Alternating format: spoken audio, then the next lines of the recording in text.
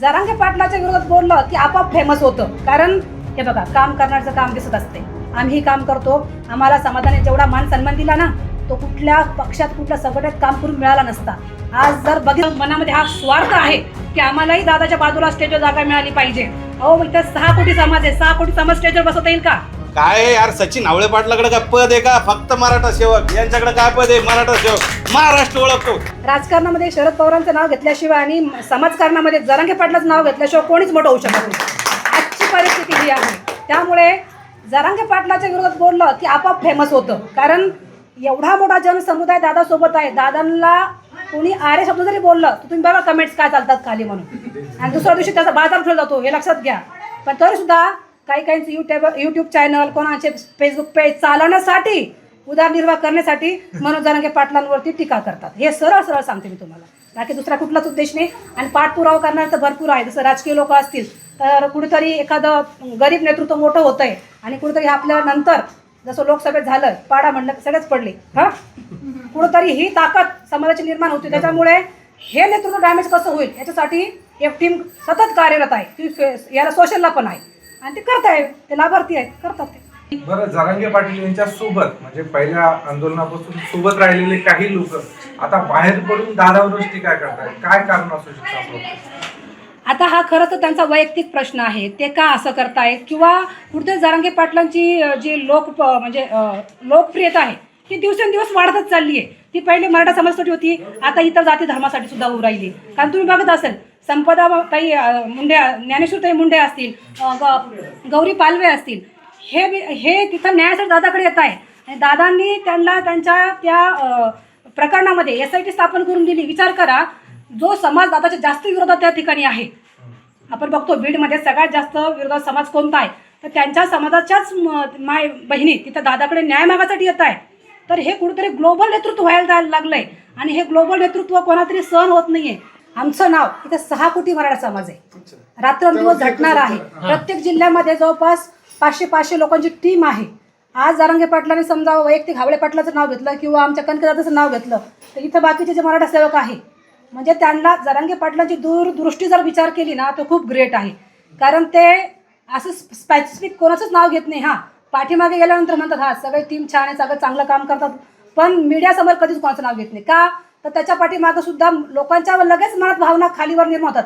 आम्ही तर रात्रंदिवस काम करतो, आम्ही तर किती वर्ष दादाला दिले, दादा तर फक्त कनकदादाचं नाव घेत आहे, हे तर योग्य नाही आहे. हीच भावना जनसामान्याच्या आणि 6 कोटी मराठा समाजाच्या मनात निर्माण होऊ नये म्हणून दादा स्पेसिफिक कोणाचं नाव त्या ठिकाणी घेतली. हे बघा, काम करण्याचं काम दिसत असते. आम्ही काम करतो, आम्हाला समाजाने जेवढा मान सन्मान दिला ना, तो कुठल्या पक्षात कुठल्या संघटनेत काम करून मिळाला नसता. आज जर बघितलं तर फक्त डॉक्टर माणसाची मराठी म्हटलं तर महाराष्ट्र ओळखायला लागला आम्हाला. आणि ही सोपी गोष्ट नाही. ही फक्त प्रामाणिकपणे काम करण्याची.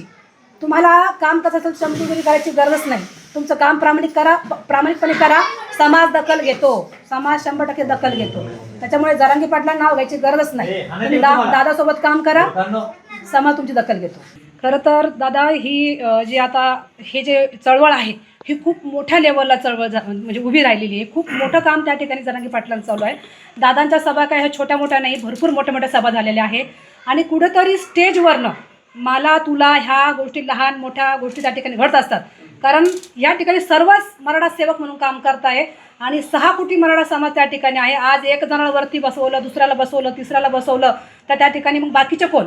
दादांनी त्या ठिकाणी नियमच केलेला आहे की तुम्ही मला नेतृत्व दिलं ना, तुम्ही जर म्हणत असाल तर मी खाली येऊन बोलतो. कितीतरी वेळेस आपण बघत अंतर्वालच्या सभेच्या वेळेस सुद्धा दादानी मी कशासाठी स्टेजवरती, काढा तो मंडप, एवढा मोठं ते स्टेटमेंट होतं. कारण माझा समाज उन्हात बसला आहे, मी कसं त्या स्टेजवर उभं राहू, पण लोकांच्या आग्रहाखातीर त्या स्टेजवरती उभे राहिले. आणि ह्या ठिकाणी तुम्ही जर तुमच्या मनामध्ये हा स्वार्थ आहे की आम्हालाही दादाच्या बाजूला स्टेजवर जागा मिळाली पाहिजे. अहो, इथं 6 कोटी समाज आहे, 6 कोटी समाज स्टेजवर बसवता येईल का? उद्या जर 6 कोटी समाज म्हटलं की आम्हाला सगळ्या स्टेजवर बसायचं, जमेल का हे सगळं? त्याच्यासाठी कुठंतरी नेतृत्वाला हे कठोर निर्णय घ्यावे लागतात. आम्हीही 10 वर्षापासून संघटनेत काम करतो, दादासोबत चळवळीत काम करतो. आम्ही कधीही कुठलाच आग्रह केला नाही. आम्ही साधारणपणे खाली जाऊन बसतो. ज्याला काम करायचं ना तो प्रामाणिकपणे कुठेही बसून काम करतो. समोर बसलं, स्टेजवर बसलं म्हणून तुमचं काम दिसतं असातला भाग नाही.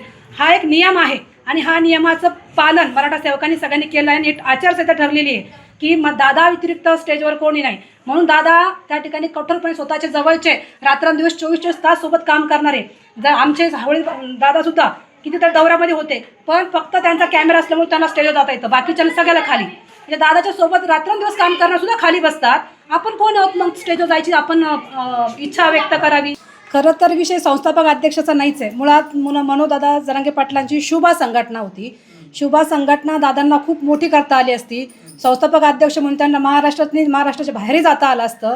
गाव तिथं शाखा तयार झाली असती, तालुका तिथं ऑफिस तयार झालं असतं, कारण एवढा मोठा समाज त्यांच्यासोबत होता. पण ते माणूस निस्वार्थीच ना, मुळात त्यांच्या मनात स्वार्थच नाही.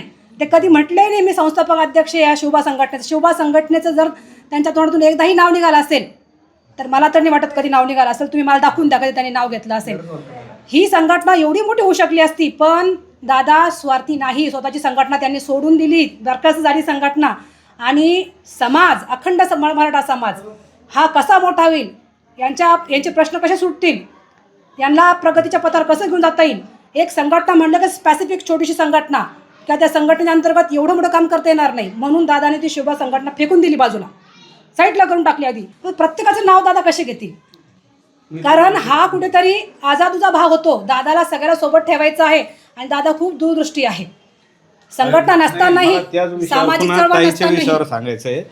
मनोज जरांगे पाटील हे समजा संस्थापक असतं, त्याने आंदोलन केलं असतं संस्थापकाच्या नावाने. ते जेव्हा लाठीचार्ज झाला की त्याच्या अगोदर त्यांनी जे आंदोलन केलं त्या साष्टी पिंपळगावचं, त्यांनी सकल मराठा समाज म्हणून केलं, बरोबर. म्हणजे सगळ्या संघटना आल्या. जर मनोजदादांनी शुभा संघटनेच्या नावानं आंदोलन केलं असतं तर झालं का असतं माहिती आहे का, दुसऱ्या छावा संघटना असतील किंवा महासंघ, मराठा महासंघ, सेवा संघ, संभाजी ब्रिगेड, हे सगळे काय म्हणले असते, त्याची संघटना मोठी होऊ राहिली, बरोबर. म्हणून तिथं संघटनेचा विषय आला असता. आता शिवक्रांती काय तुमचं शिव आर्मी संघटनेची इथं ते सचिन सरकटे संस्थापक आहे, बरोबर आहे. पण यांनी बरखास्त केली संघटना, म्हणले आम्ही जरांगे पाटला सोबत. असे बऱ्याच जणांनी केले, त्याग केला. अरे हे काय म्हणले, अरे मराठे जर बळकट झाले आणि मराठ्याला जर न्याय भेटत असला तर आपण कुठे राहून नाव आहे ना. काय यार सचिन हावळे पाटलाकडे काय पद आहे का, फक्त मराठा सेवक. यांच्याकडे काय पद आहे, मराठा सेवक. महाराष्ट्र ओळखतो, कोणत्या संस्थापकाला महाराष्ट्र ओळखतो साहेब. हे मराठा संघटना इतक्या आहेत आमच्या, तर जर छावा जर बघितलं तर छावा 10-15 आहेत आमच्याकडे. मग त्याचे संस्थापक आले, त्याचे प्रदेशाध्यक्ष आणि त्या ठिकाणचे जिल्हाध्यक्ष, तालुकाध्यक्ष, शहराध्यक्ष. तुम्ही जरांगे पाटलांना तुमच्या मराठा समाजाला जे वलय निर्माण केलं, आज मराठा जातीची जी ताकद निर्माण केली. अरे आमच्याकडून जेव्हा मी सर, बरेच जण म्हणतात की आम्ही 10 वर्षापासून 15 वर्षापासून, मी सर 2008 पासून चळवळीमध्ये आहे. मी अण्णासाहेब जावळे पाटलांसोबत, देवीदासजी वडजेंसोबत काम केलं, मी मराठा महासंघातही काम केलं. तर आम्ही जेव्हा मिटिंगला बोलवत होतो सर, याच्यापैकी 10% बी लोक येत नव्हते. ही सत्य परिस्थिती आहे. जोपर्यंत जरांगे पाटील यांच्यावर लाठीचार्ज होत नाही तोपर्यंत लोक एकत्र येत नव्हते. क्रांती मोर्चाच्या वेळेस एकत्र का आले, तर आपल्या भगिनीवर अन्याय झाला. कोणी गाड्या फोडल्या किंवा कोणी सुरुवात केली म्हणून नाही. प्रत्येकाच्या ह्या ताईच्या डोळ्यात जेव्हा तुम्ही बघितलं, राग निर्माण झाला होता की मी ह्या गावात गेले, त्या गावात गेले. ज्या ताई त्या आमच्या संगीताताई सांगत होत्या की मी ह्या गावात गेले. प्रत्येक मायमाऊलीचं रक्त खवळलं की बाबा आमच्या भावावर तुम्ही हमला करताय, म्हणून ते उत्स्फूर्तपणे आलेले. याच्यात कुठल्याही वैयक्तिक एका संघटनेचा याच्यात हे नाही आहे. इथं अखंड मराठा समाज आलेला आहे. मुंबईला जर जेवढे आले ना सर, सांगा बरं कोणत्या संघटनेकडे, आता आमच्याकडे जेवढे दिसतात एवढे कोणत्या संघटनेकडे पदाधिकारी.